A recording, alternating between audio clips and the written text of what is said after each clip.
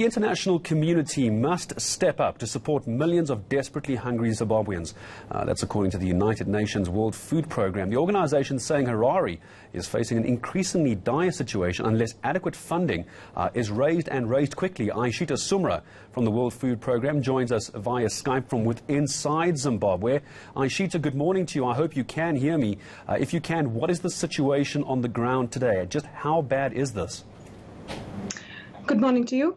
WFP is deeply concerned about the situation here in Zimbabwe. We have half the country, that is 8 million people, facing a dire food shortage. Prolonged drought and economic crisis has left these people hungry. WFP is working with 4.1 million people. We are working to ensure that they get the food they need during what we call the lean period. The period where we are furthest away from the previous harvest, the larders are running dry, and people are at their hungriest.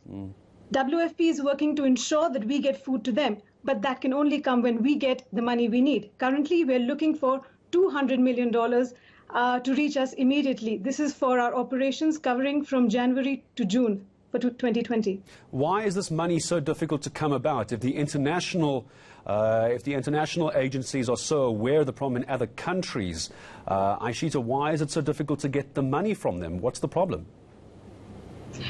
Well, I would say there are many reasons for us putting out this appeal, but I think the most important thing here is that while we have a lot of generous donors and the money is coming in, the challenge that we are facing here is that most of Southern Africa is going through a drought. So usually when in such a situation, we'd source food either locally or from the region. But what has happened here is that we've had to look beyond the continent. We're looking as far as Mexico. We're getting ships into the continent, and then from ports in Mozambique and South Africa, we've had to truck in our food. This is a huge logistical operation for us. And it also means that from the time that money is pledged, it takes 3 months for that to turn into food on a person's table. Therefore, we're urgently putting out our need now because the need is here and now. We're at the peak hungry season and we need the money now.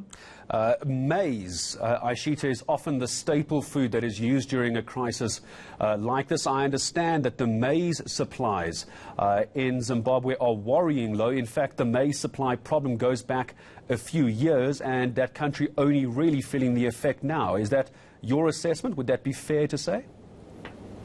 Yes, that is actually really true. Agricultural production has gone down. The 2019 harvest, we had 50% less maize than what we had the previous year. And the total cereal production is only meeting 50% of the national requirement. So yes, absolutely true. We have people who are unable to access maize, which is their daily staple.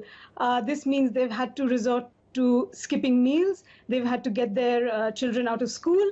And the situation is not looking good.